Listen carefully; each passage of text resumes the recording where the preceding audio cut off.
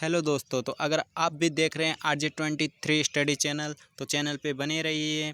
तो मैं आज आपको बताने वाला हूं कि मात्र एक दिन की रणनीति से परीक्षा में उच्च स्कोर कैसे करना है और 450 प्लस नंबर कैसे लाना है, वो ट्रिक मैं आपको इसी वीडियो में बताने वाला हूं। तो वीडियो को अंत तक देखना है आपको, तो वीडियो में बने रहिए। वीडियो को स्टार्ट करते हैं यहाँ से। तो यहाँ पे मैं बता दूँ साथियों, आपको क्या करना है। आपको सबसे पहले करना है, अगर आपने अभी तक कुछ भी नहीं पढ़ा है या अभी तक आपने कुछ भी नहीं देखा है, यानी कुछ भी नहीं पढ़ा है या कुछ भी नहीं देखा है BSTC के बारे में, तो ये वीडियो आपके लिए काफ़ी यूज़फुल रहेगी, क्योंकि इसी वीडियो के से आप 450 प्लस नंबर लेके आने वाले हैं। तो वीडियो में अंत तक बने रहिए। तो यहाँ पे बता दूं, अगर आपने 1-2 महीने भी तैयारी की है, 1-2 महीने भी तैयारी की है और फिर आपने तैयारी नहीं की, बीच में आपने छोड़ दी या और कुछ हो गया, तो वो भी साथी देख सकते हैं इस वीडियो को, उनके लिए भी काफ़ी यूज़फुल होगी।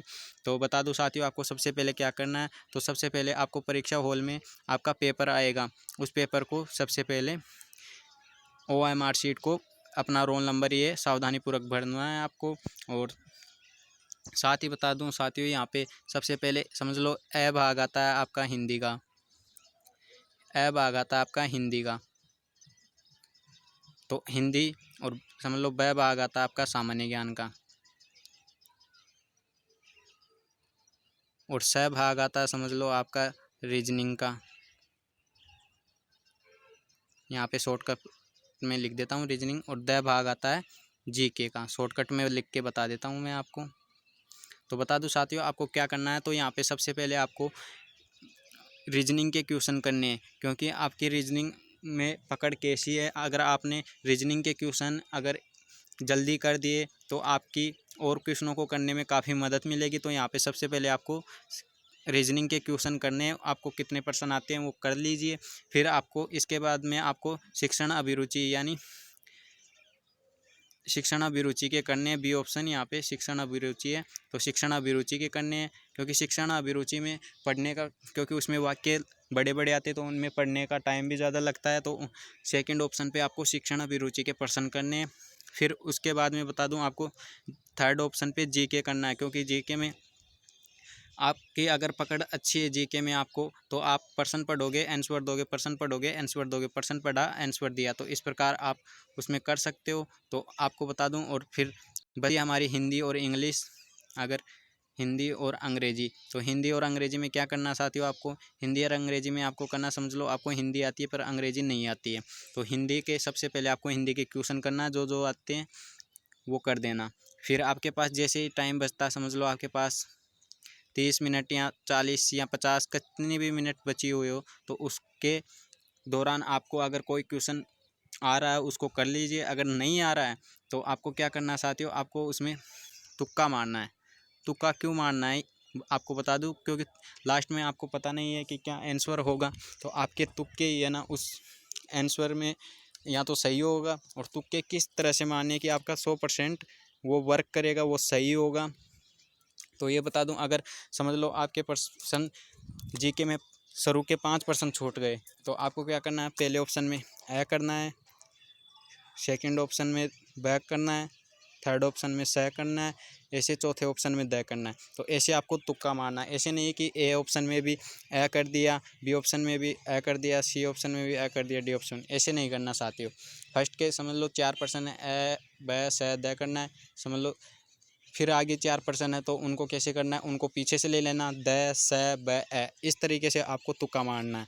क्योंकि अगर आपके पर्सन नहीं आ रहा है तो आप भी कुछ नहीं कर सकते और आपकी हेल्प भी नहीं होगी वहाँ पे। तो यही ट्रिक आपके लिए 100% यूज़फुल रहेगी, मददगार रहेगी परीक्षा में। और बता दूँ साथियों, आपको टिप्स देने वाला हूँ कि मैं आपको जो भी उसमें गोले हैं ना, वहाँ पे परीक्षा में जो गोले होते हैं उनको एकदम ब्लैक या बॉल पेन से पूरा करना। अगर आपने इतना कर दिया और बाकी का छोड़ दिया तो उससे आपके नंबर कट सकते हैं, वो पर्सन आपका नहीं हो। तो ऐसी गलती हमें बिल्कुल भी नहीं करनी है वहाँ पे। और बता दूँ साथियों कि ऐसी गलती करने पर आपके नंबर तो कटेंगे कटेंगे, साथ में फिर आपको कॉलेज मिलने के चांस भी रहते हैं। तो जो हाईएस्ट अंक लेके आते हैं वो इन सभी सारी बातों का ध्यान रखते हैं और इसी नीति को अपनाते हैं, और तभी उनके 400 प्लस या 450 प्लस नंबर आते हैं।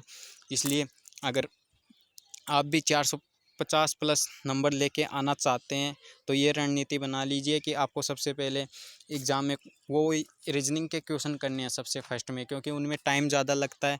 तो टाइम लगता है तो उनके हिसाब से अगर हमें समझ लो रीजनिंग में 50% में से 35 आ रहे हैं तो 35 में जो टाइम लगा उसके हिसाब से कर लो। फिर 15 में आपको तुक्का लगाना है, 15 क्वेश्चन में तो आपको लास्ट में वो तुक्का लगाना है। फिर समझ लो आपने शिक्षण अभिरुचि में किया तो शिक्षण अभिरुचि तो ऐसी है जिसमें आप सारे पर्सन तो कर दोगे, पर उसमें कैटेगरी वाइज नंबर मिलते हैं, 3 2 1 ऐसे कैटेगरी। अगर आपने सही क्वेश्चन किया है, आंसर बताया उसका, तो आपको 3 नंबर मिलेगा। अगर थोड़ा गलत है तो 2 नंबर, उससे भी गलत है तो 1 नंबर, अगर पूरा ही गलत बता दिया तब जाके आपको 0 नंबर मिलेगा। तो इसमें नंबर कटने के चांस बहुत कम हो सकते हैं। तो यहाँ पे आप शिक्षण अभिरुचि में आराम से 135 नंबर लेके आ सकते हो। और फिर बात करते हैं हम सामान्य ज्ञान के। सामान्य ज्ञान में अगर भी आपको कुछ नहीं आता तो आप 25% भी करके आते तो 75 नंबर वो होते हैं आपके। और हिंदी में अगर आप 30 में से 25 करके आते हो और समझ लो इंग्लिश के आपको एक भी नहीं आता तो आप 20 में से 10 भी करके आते हो ना, तो यहाँ पे 35 क्वेश्चन ये सही होते हैं जिनमें आपके नंबर बनते हैं 175। तो आप ऐसे 125, तो ऐसे आप कर सकते हो साथियों। इस रणनीति को बना के आप BSTC में 450 प्लस नंबर लेके आ सकते हो। तो अगर वीडियो को पहली बार देख रहे हो या चैनल पे हमारे नए हो तो चैनल को सब्सक्राइब कीजिए, ज़्यादा से ज़्यादा अपने दोस्तों के साथ शेयर कीजिए। Thanks for watching.